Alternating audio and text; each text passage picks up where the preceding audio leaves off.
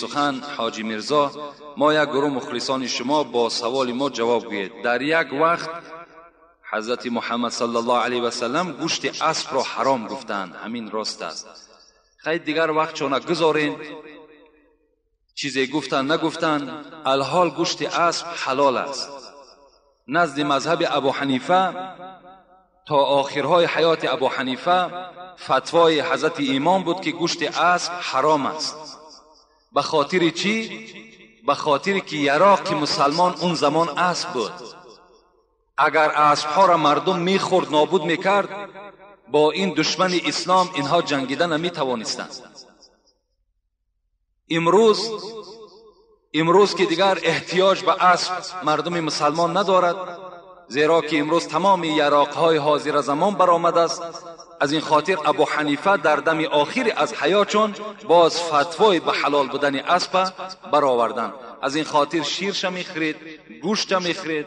برای شما رخصت است، برای شما اجازت است. کودک هایی که از پیشاب تنقیسی میکشند و تیز پیشاب میکنند، پس این مشکلی هست. با شما شفافرما سیستید اونوریز رو توصیه میدهد که شما میتوانید این مشکلی رو حل کنید. برادرها و خواهرایی که لاغر میخوان ویس بگیرم، همه بهترین صمیمیوان است که примерно 8 تا 12 кг вес метавад.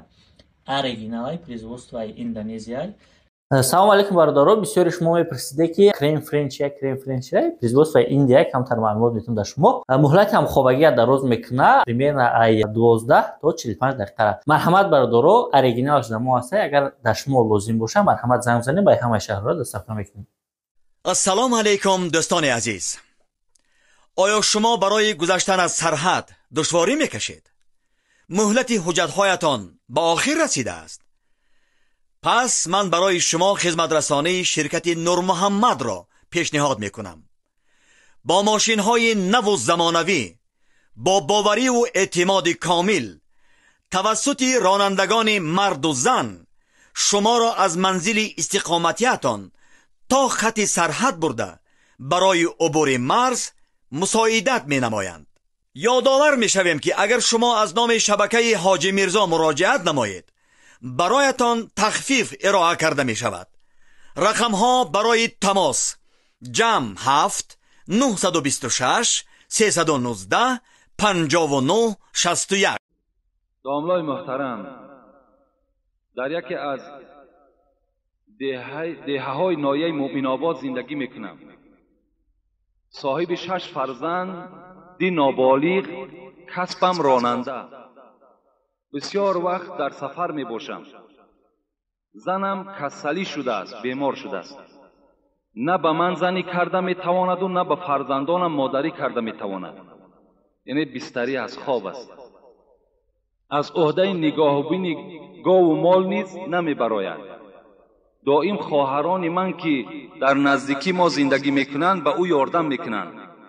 زنم راضی است که من زن دویم گیرم و به خانه بیارم، ولی فقط اگر زن دویمم خواهر او باشد.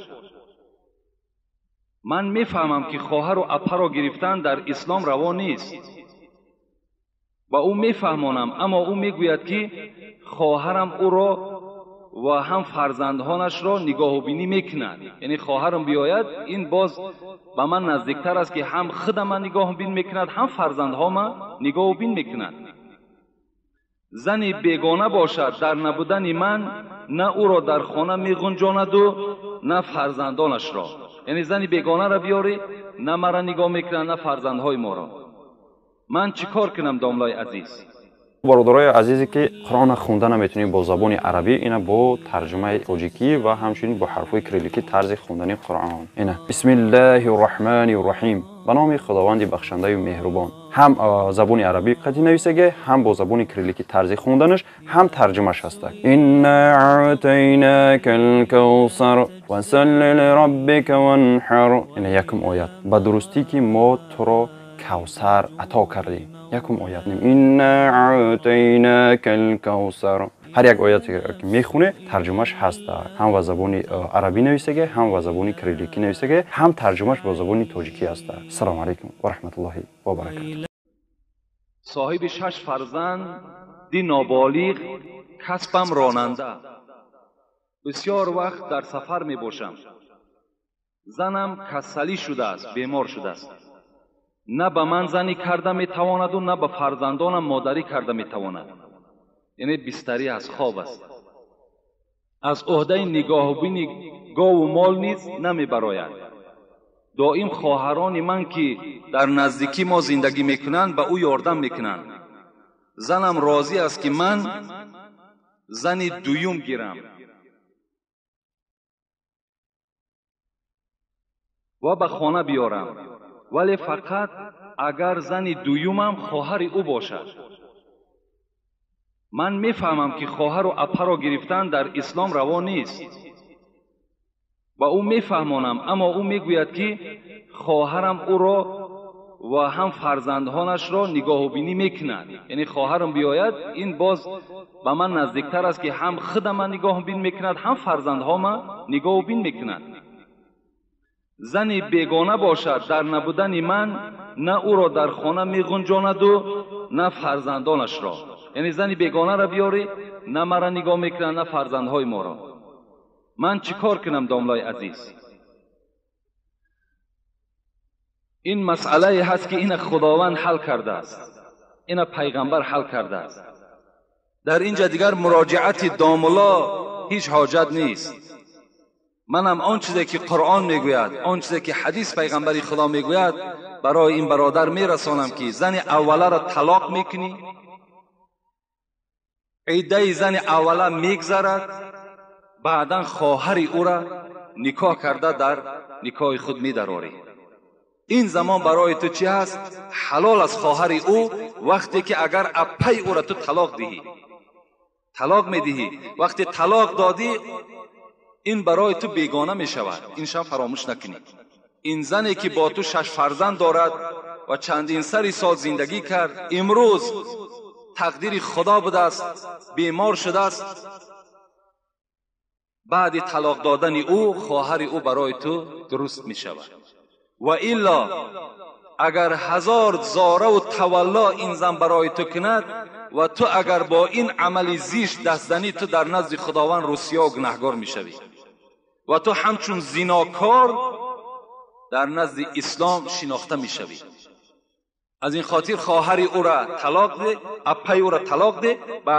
بعد گذشتن عده او، یعنی بعد گذشتن 3 حیض، می توانی که خواهر او را در نکاح خود درآوری و مرحمت. اپش نگاه میکند، خواهرش نگاه میکند، اون کاری وی است. داملای محترم، دویم سوال دادن. من 1.5 سال در روسیه برای کار رفته بودم. شکر الله پاک را میکنم که در این مدت نه گوشت خوک خوردم و نه پیوه و نه عرق. روزهای بدین باور داشته با ما در هر باره بحث و مناظره میکردند و من با قدر سوادم به آنها جواب میدادم. اما وقتی که از من پرسیدند که برای چی اسلام گوشت خوک را حرام حکم کرده است، ندانستم که به آنها چی گویم. اگر شما با این سوال جواب میگفتید، از شما نهایت سپاسگزار می بودم و از الله پاک سربلندی شما را خواهان هستم. این برادرها را خدا نگه بدارد که در همین خیل دولت کفر وقتی رفته برای زندگی کار میکنن، پول و مال جمع میکنن برای بهبودی زندگیشان، با بزم این به گوشت خوک نزدیک نمیشوند، با عرق نزدیک نمیشوند، با پلیدی های خداوند نزدیک نمیشوند. خوش به حالشان، خوش به حالشان که این گونه یعنی صبر خیلی کامل را خداوند نصیب اینها گردانیدگی هست. من برای این برادر میخواهم از مراجعت دکتر یوسف قرضاوی از حلال حرامش یعنی بیان کنم که این حضرت فقط فرمودند که یعنی گوشت خوک خوردن، امروز تمام طبیبها آشکار کردند که در گوشت خوک کرمهای وجود دارد که انسان را عاقبت به هلاکت میرساند. این رو میگه یک کشفیات امروز تمام طبیب‌های دنیا است. حکمت‌های زیاد دارد میگوید همین یوسف قرضاوی. لیکن آینده با مرور زمان با این پیشرفتی که در علم چی طب هست و چی علم زمانه هست، این آشکار می شود که چرا خداوند همین خوک را حرام گردانیدگی هست. در قرآن خداوند میگوید که انما حرم علیکم المیتة والدم واللحم الخنزیر، سوره بقره. خدا گفته بود است من برای شما حرام گردانیدم خود مرده را، یعنی سحر میخیزی که گاوت مردگی است، سحر میخیزی مرغت مردگی است، سحر میخیزی که گوسفندت مردگی است، انا همون برای تو میگد حرام است. اگرچه متاسفانه امروز از بعضی برادرها میشنویم که پدر ما برای ما گفت که در بین مردم آشکارا نکنین، امروز دستمان تنگ است، خدا خودش میداند، هیچی باکی ندارد.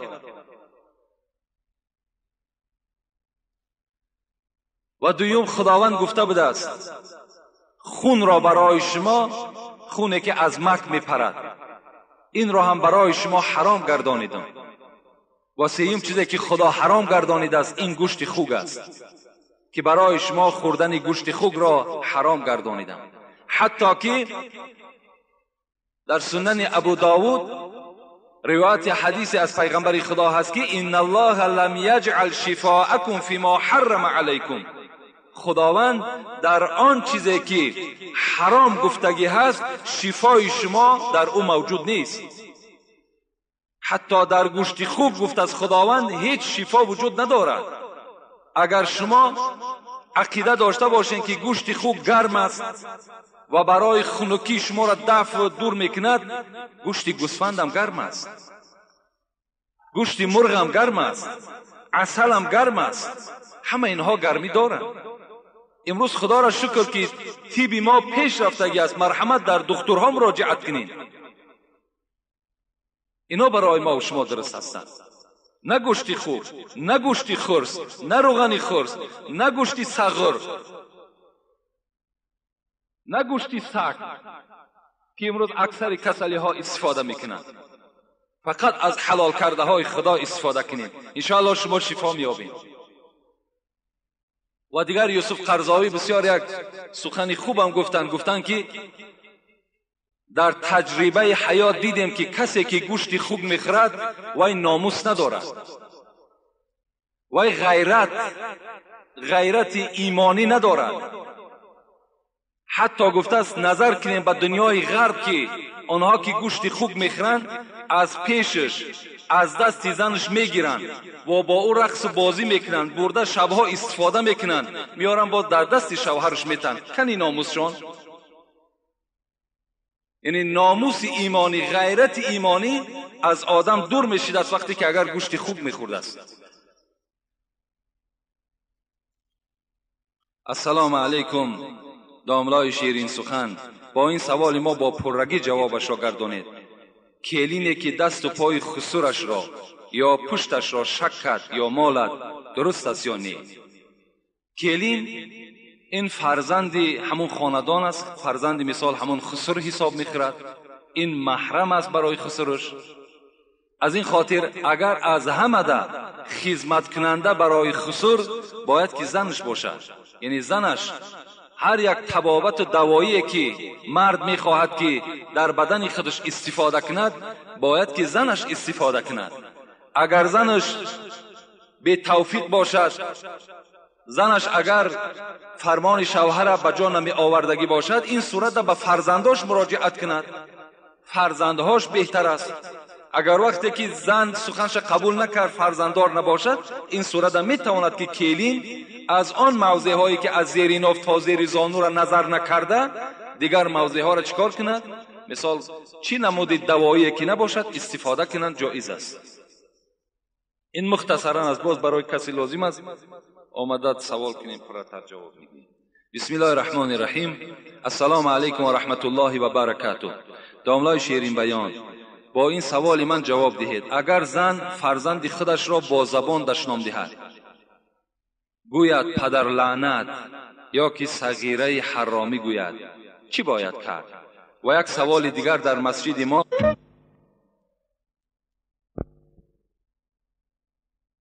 پیشه پیشین هر روز جنجال می شود. می گویند که در این وقت یعنی ساعت 12:40 یگان نماز خواندن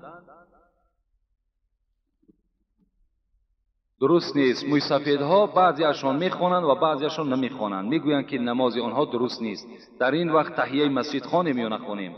از نام یک گروه جوانانی که مخلص دائمی تو هستیم و جوابش را انتظاریم. برای تحیه مسجد خواندن اگر وقتی زوال نباشد، امروز اکثر داملا با این اتفاقند که از 12 تا 12:40 شما هیچ گونه نماز نخوانید. اگر چند وقتی خیلی زیاد اختیارم کرده باشند برای احتیاط است که وقتی زوال باشد، در حالت زوال نماز خواندن نزد مذهب ابو حنیفه مکروه است، کراهیت است. از این خاطر در این حالت ها ما و شما نماز نخواندن ما بهتر است. بعد از 12:40 اون جانب مرحمت اولین وظیفه آدمی که داخل مسجد می شود این است که 2 رکعت تحیه مسجد ادا کند. خب و امر معروف که باشد تحیه مسجد ترک می شود، زیرا تحیه مسجد خواندن این امر مستحب است. یعنی یک امر هست که شما به خواندنش ثواب، به نخواندنش گناهگار نمی شوین. لیکن امر معروف گوش کردن این فرض است، باید که امر معروف گوش انداختن در کار. یا ببینین حالت خطبه خواندنم گوش کردن خطبه واجب است. وقتی شما آمدین سنت های شما نخوانده باشد سنت نخوانید، بلکه به خطبه گوش کنید. و بعد خطبه انجام یافتن به فرض اقتدا کنید، دیگر سنت جمعه خوانده نمیشه نزد مذهب ابو حنیفه. و این زنی که فرزندهای خود دشنام میدهد، چه از پدر لعنت و چه از صغیره حرامی و دیگر خیلی این معلوم است. وقتی که زنی که به فرزند خود پدر لعنت میگوید، یعنی وقتی شوهر خودش را لعنتی که خواند، از این زن دیگر بدبخت دیده شخص کی هست؟ وقتی که مثال فرزند خودش را حرامی میگوید، یعنی که فرزند خودش را پدر لعنت میگوید، از این ده کلمه قبیح نیست، از این ده کلمه بد نیست. وای به حال همون زنی که البته این لفظ در فرزنداش استفاده میکند. انشاءالله من این مسئله ها را در باب همون حق زنها و جمعه دیگرش حق شوهرها همش با پرگی به شما بیان میکنم. میتوانید که این کسیته ها را برده در نزد همون عائله هاتان گذارین، انشاءالله گوش اندازند، شاید که خدا آنها را هدایت کند. السلام علیکم داملای شیرین سخن، شخصا برای من محبوب هستی. من یک چند سوال دارم، میخواهم پاسخش را بگیرم. شخص 5 وقت نماز را ادا میکند ولی ناس میکشد و همه کارهای غیر اسلامی را بس کرده است ولی ناس را نه. درباره ناس کمی روشنی میانداختید. من برای پیدا کردن رزق روزی به شهر دوشنبه رفتم، در ساختمان کار میکنم. در روز جمعه مرا اجازت نمیدهند که به نماز جمعه روم. در این حالت من گناهگار میشوم یا نه؟ با احترام مخلص اشدی شما. اگر برادر ذره فرصت باشد برای ادا کردن نماز جمعه استفاده کنید. اگر در کجایی که شما باشین فرصتش باشد، اگر از همان سردارهاتان التماس کنین، زاره کنین، تولا کنین، اگر اجازت دادن حتمی کاری کنین که آمده جمعه را خوانین. لیکن وقتی که رئیس های شما، سردارهای شما را رخصت ندادن، اجازت ندادن، در گناه شما اونها شریک هستند. و شما می توانید که یعنی بعد ادای جمعه خلیفه جمعه یعنی نماز پیشین ادا کنید. و در باب ناس چند بارها گفتیم که یعنی در دست من یک کتابی هست از یک شیخ عرب، چاپ مدینه هست، که در باب همین مخدرات، چه از سیگاریت و چه از ناس و چه از گیروئین و چه از بنگ و از نشه و از همه اینها صحبت کردگی هست. همه اینها را یک حدیث پیغمبر خدا را دلیل میکند که پیغمبر خدا گفته بود است لا ضرر ولا ضرار فی الاسلام. اسلام گفت چنین شعار دارد، اسلام ما یک شعار دارد، همه شما دانید، نه به کسی ضرر برسان، نه از چیز ضرر ببین. پیغمبر گفتند نه به کسی ضرر برسان، نه از چیز ضرر ببین. این شعاری تمام مسلمان هاست. باید که همه ما و شما با این شعار عمل کننده باشیم. یعنی ناس، سیگارت، همه اینها ضرر کننده در جان ما و شما هستند، در نفس ما و شما هستند. اگر باور کنین یک دهانی که اگر ناس نکشیده باشد، نظر کنین با اون دهان و با دهانی که ناس کشیدگی هست، با اون دهان نظر کنین. باور کنین دهان آدمی ناس نکشیده باشد وای به منزله یک قصر است، زیبا است، زینت دارد، لیکن آدمی ناسکش دهانش، همون دهانش مثل خانه ویرانه است. یک خانه که همش چپشیدگی، داخلش خیلی ویران است. نظر کنین دندانهای او را نگاه کنین، باور کنین آدم رحمش می آید که این بیچاره چی مصیبت است که به سر خودش آورده است. وای به حال همون زنی همون که نفسی او را چخیل نفس می کشیده باشد، خودش کو در یک بلا، با او زنم بیچاره در زندان دچار شدگی است.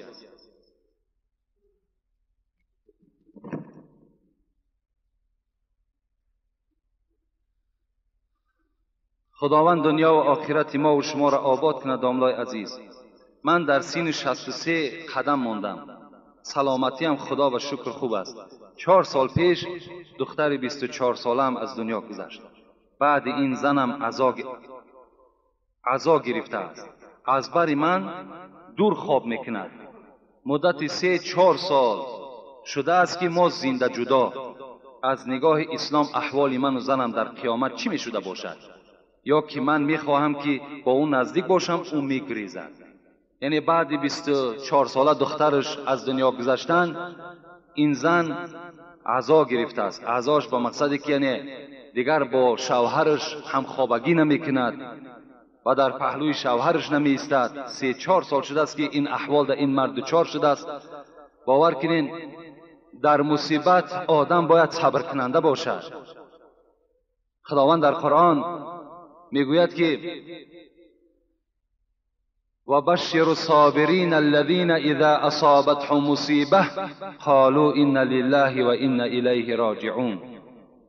خداوند میگوید بشارت ده آن کسانی را که بالای اونها مصیبت می آید و اونها میگویند که ما از خدا هستیم و به سوی خدا بازگشت داریم. این دختر اگر 24 ساله از دنیا گذشته باشد، این باید عبرت برای مادرش باشد که روز از روزها مادرش هم از دنیا میگذرد. و این احوالی که اون شوهر دوچار گردانیده است، با این احوال در نزد خدا چی جواب میگوید؟ حال من در قیامت میگوید چی میشود؟ حال تو در قیامت این است که در قیامت هم این زن از تو جدا هست. پیغمبر خدا گفتند که زنها را پیش شوهر میارند، میگویند آیا با این زن میخواهی که در همین جنت زندگی را دوام دهی؟ اگر زنی نیکوکار باشد، اگر زنی نیکبخت باشد، اگر زنی باشد که با قدر شوهر میرسیدگی باشد، این مرد چی میگوید؟ البته میخواهم که در جنتم همراه این زن باشم. و این زن میگوید از حورهای جنتی دیده با زینتش زیباگیش زیادتر میشده است. لیکن زنی که در دنیا مرد آزار میدهد، مرد غم و دقت میدهد، مثل این مادری که کرده است، اینها از این شوهر جدا هستند.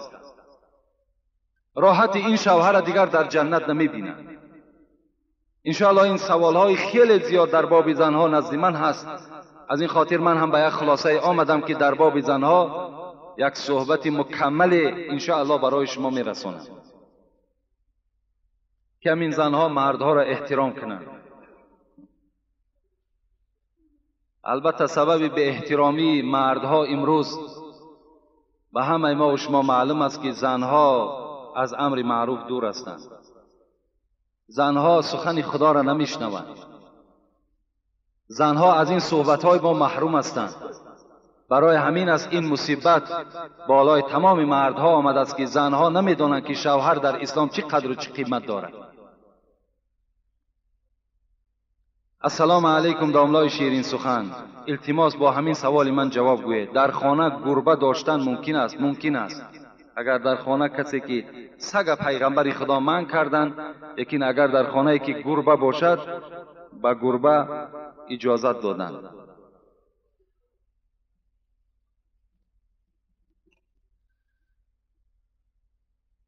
ناخونی دست و پا را هر دویش را یک جایه گرفتن درست است یا نه؟ درست است. اگر ناخونی دست و پا را در یک مجلس، یعنی در همین روز جمعه، اگر ما و شما تازه کنیم، این سنت است، این بهتر است، این البته افضل تر است. یک کودک 10 ساله را نمازخوان کردن و در وقت نماز سنت را بلند خواندن درست است. بلند البته درست است. برای تعلیم دادن این کودک 10 ساله، یعنی خواندن نماز سنت و خواندن نماز فرض با طریق آواز بلند که تا که کودک تعلیم نماز گیرد، البته جایز است، درست است، یگان ضرر و زیان و گناه ندارد. در وقت نماز فرض بعد از امام سلام دادن با طرف راست و چپ درست است. در نماز در دستت ساعت باشد درست است، درست است. با ساعت نماز خواندن هیچ گناهی ندارد، لیکن بعد از امام البته سلام میدهیم. بعدی که امام سلام میدهد السلام علیکم و رحمت الله، شما السلام علیکم و رحمت الله میگویید. یعنی سلام البته بعد امام شما هم سلام میدهید. لفظ سلام شما هم تکرار میکنید. شخصانی که در خانه خود مگنیتوفون بلند کرده همسایه را آزار میدهند، آیا از روی اسلام است؟ نه، از روی اسلام نیست، بلکه آدم البته گناهگار میشود. ما در این باب صحبت داشتیم که در خانه هایی که مگنیتوفون ها بلند کردگی هست و آزار همسایه میشود، اینش باز گناه، یعنی گناه دویم درجهش است. گناه یکم درجهش این است که تو از رحمت خدا دور میشوی. بهترین صورت همین است که این مگنیتوفون هایی که در خانه داریم، در اینها شما کسیته های امر معروف اگذارید. در این مگنیتوفون ها شما صدای قرآن اگذارید، تا که در خانه های شما اگرچه خودت نمیخوانی قرآن، اگرچه وقت قرآن خوانی نداری، اقلا همون تلاوت قرآن در خانه صدا دهد. انشاءالله برکت می شود، نور می شود و تمام جین و تمام آن چیزی که ضرر رسان است، همه اینها از صدای قرآن می گریزند. که وقتی که شما مگنیتوفون با تمام آواز بلند میکنین که حتی که معنای همون سرود شما نمیفهمید، فقط همین یک گروم گروم گروم بست خلاص، در این حالت شما دعوت میکنید، بلا را دعوت میکنید به سوی خانتان. السلام علیکم. یک روز از بازار همین سامانی گذر داشتم، خرید کرده ایستاده بودم. باور کنین یک بیت در همون کسیت صدا میداد. خوب بدبخت بود است همون حافظ. کدام بدبختی روسیایی بود است، چنان یک گپ‌های بی شرمی بی حیانه در داخل همین ثبتش وجود دارد. باز تمام آن کسانی که در اطراف همون حافظ جمع شدگی است، همه اونها با تمام آواز با دستگیری کردیستند. باور که نوای ما تلفظ کردن نمیتونم. بی نهایت گپی قبیح. انا همین گونه کسیته ها در خانه ما و شما صدا میدهد. این صورت های یهودی هایی که هر روز شکار مسلمان میکنند که بالای خانه ما و شما قرار دارند، اینهاش کفایت نکرده بود که باز این صداهای خیلی ناخوبه در خاندان ما و شما صدا میدهند. خانه مسلمان، خانه آدم مسلمان باید که چی داشته باشد؟ خانه آدم مسلمان باید که صورت کعبه داشته باشد. در خانه آدم مسلمان باید که سوره آیت الکرسی باشد. در خانه آدم مسلمان باید که قرآن از بالای جیودان رهبر خانه گذاشته شدگی باشد. نه صورت این اکتیارها و این بازینگرهایی که در کیناها ما و شما میبینیم که اونها در دوام همین 3 ساعتی که کینا می رود یا 2 ساعتی که کینا می رود با چندین زن در همون داخل کینا علاقه زنا میکنند. همونها را با ما و شما بالای خانه جا کردیم. باور کنین از این در بدبختی نیست. باور که حیا انسان باید شرم کند که نخواه در خانه مسلمان صورت کافر باید که گذاشتگی باشد. کنی شما یک گذر کنین همین دولت های کفر رفته و تماشا کنین در کدام خانه کافر قرآن است، در کدام خانه کافر صورت کعبه گذاشتگی است، در کدام خانه کافر سوره آیت الکرسی گذاشتگی است. چرا ما تقلیدی اونها میکنیم؟ چرا آنها تقلیدی ما نمیکنند؟ چرا ما لباسی اونها را میپوشیم؟ چرا اونها لباسی ما را نمیپوشند؟ اینا را شما خودتان مقایسه کنین. السلام علیکم محترم داملا، من از شما خواهش میکنم که درباره بعضا عرف و عادت‌هایی که تا حال در بین مردم ما وجود دارند و مثل در جنازه ها ارتش دادن، هفته، چیلم، 6 ماهگی و غیره روشنی اندازید و تا کدام اندازه درستی این را شرح دهید. شاید با این سوالها شما بارها جواب داده باشید، تکرار هم شود، التماس بار دیگر مفصل تر فهمانید. در محله ما اگر با جنازه خانهای قطاری یک سامانی دهند به حاجیان 5 سامانی می دهند. آیا این درست است؟ با احترام یکی از مخلصان شما.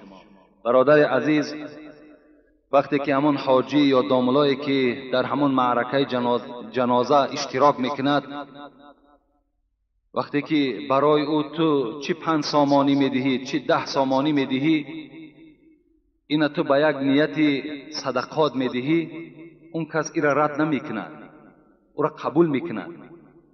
لیکن من ندیدم هیچ حاجی و هیچ داملایی را که باید طلب کند که مرا 5 سامانی ده یا مرا 10 سامانی ده. من ندیدم تا حال و نشنیدم. وقتی که اونها را 5 سامانی دادین، 10 سامانی دادین برای همون خوشنودی ارواحاتان یا برای یک ختم قرآن کردن، دیگر بعد مذمتشان نکنین که من شما را 5 سامانی دادم یا 10 سامانی دادم، بلکه دادین با او کس وظیفه دار کنین که در حق پدر و مادر من دعا کن، وای خیر می شود، وای ضرر ندارد. لیکن در باب 40 و 6 ماهگی و سال و هفته و امروز 20 روزگی هم برآمد است و 60 روزگی هم برآمد است و باز 2 سالگی قید میکنیم، 3 سالگی قید میکنیم. اینها برآمدن، اینها را باز من تکرار میکنم که اینها از اسلام نیستند. در یگان احادیث های پیغمبر خدا نگذشت است که خواه پیغمبر خواه اصحاب او را 3 بیگهی نکرده باشند یا 7 داده باشند یا 40 داده باشند یا دیگر معرکه هایی که هستند. اینها عرف و عادت هایی هستند که در بین ما و شما اینها را دشمنان اسلام پیدا کردند. برای شکستن اقتصاد مسلمان همینها را برآوردند. امروز اقتصاد ما را شکستند. باور کنین ما هیچ کدامان بای شده نمیتوانیم. برای که شکر خدا 10 تا فرزند داریم، 10 فرزند داریم. اگر هر کدام اوس 1 سال پس از دنیا گذرند، اینقدر معرکه‌ای که ما و شما میگذرانیم حساب کنین چند هزار دلار را تشکیل میدهد. باور کنین همین 6 ماهگی و 40 و همین نان معرکه هایی که برآمده است، همین ها چنان در بین ما و شما یک عمل خیلی زشتی دیگر را پیدا کردند. چه عملی زشت است؟ پدر و مادر را دوست داشتن این فرض است. پدر و مادر دوست داشتن فرض است. لیکن وقتی پدر و مادر بیمار می شود، ما دیگر از مردنش فراموش کردگیم، مردنش در میلش راضی هستیم، لیکن از معرکش می ترسیم. دیگر هیچ غمگین نیستیم که پدرمان هم گذشت میلش گذرد، مادرم هم گذشت میلش گذرد، لیکن معرکه ای را چه خیلی میکرده باشید. اینقدر مبلغ از کجا من میافته باشم؟ باور که من در فکر دیگر محبت پدر مادر نیستیم، فقط همین در خیال ما فقط نان و معرکش میگذرد. از خانه بیرون برآمده نمیتوانیم، هیچ جا استراحت کرده نمیتوانیم. تمام در راحت برای آدم مسلمان بسته شده است. برای مبلغ نداریم دیگر. یک کتاب برای تبلیغ خریده نمیتوانیم. 4 سومی که میابیم پسنداز کردیم برای پدر و مادر ما مرده شد. نیست دیگر، ماندیم. چیکار کنیم؟ امروز باید که همه اتفاق شود. اقلاً کمی از اینها را از بین بیرون کنیم. اقلاً سه بگینش نابود کنیم. اقلاً همین 40 و 20 و 6 ماهه و دیگر دور کنیم.